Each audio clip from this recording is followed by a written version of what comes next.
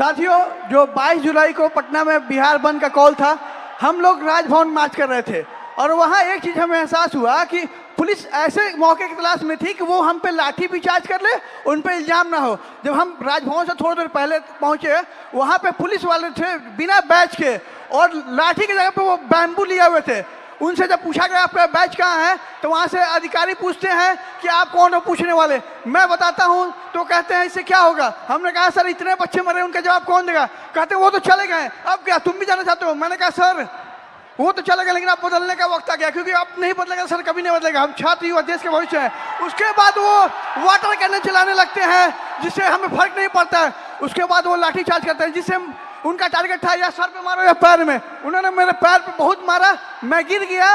उसके बाद वो लाठी चार्ज करने लगे, स्टोन चलाने लगे, आंसू गैस। और एक बात मैं आपको बता दूं, जब मैं गिर गया उसके बाद जो डीएसपी हैं वो आके दोबारा मेरे पेट पे मार दी, जबकि मेरा लेग डैमेज था। कुछ छात्र मुझे वहां से उठा के ले जाते हैं, साइड रखते हैं। पुलिस वाले आगे कहते हैं ये छात्र थोड़े हैं, इसको तो जेल भेजना चाहिए। इवन वो एम्बुलेंस नहीं आने देते हैं। मुझे 3 इडियट की मूवी की तरह स्कूटी पे हॉस्पिटल ले जाना पड़ता है। बीच में आ जाओ, बीच में आ जाओ। जैसे सर मैंने बताया कि वो एम्बुलेंस तक नहीं आने देते हैं। हमें 3 इडियट के स्कूटी की तरह मुझे स्कूटी पे हॉस्पिटल ले जाया गया है। और नेक्स्ट डे जब फिर मैं हॉस्पिटल जाता हूँ, मुझे डिटेन किया जाता है। मेरे पैर में बैंडेज लगा था, 15 घंटा मुझे थाने में बंद करके रखा गया। और जितने फोटो थे सबसे मुझे मिलाया गया, नाम पूछा गया। जब मैं नाम बताया तो इंचार्ज कहती है इसको तो मुझे लगता है कहीं देखा है। मैंने कहा मैम मैं नॉर्मल स्टूडेंट हूँ, मेरे ऊपर एक भी FIR नहीं है। तो कह रही वो तो मैं देख लूंगा। धमके दिए जाते हैं उन्हें हमें।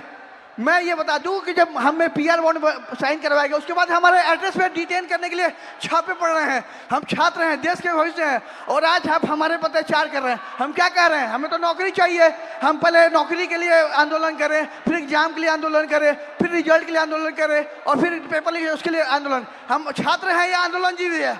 हम छात्र हैं और आप हमसे वोट लेते हैं तो सर कहते हैं, भैया भैया कहते हैं। आज हमें कहते हैं कि हम कॉकरोच हैं।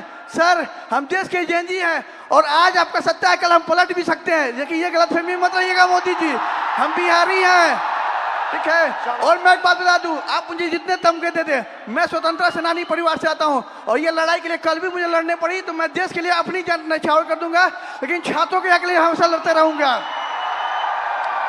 क्योंकि राम मनोहर लोहिया ने कहा है ना कि अगर सड़कें सुनी होगी तो संसद आवारा हो जाएगा। तो सर आप जब सरकार डरती है पुलिस को आगे करती है, तो हमारा जवाब है कितनी लंबी जेल तुम्हारी देख लिया, देखेंगे।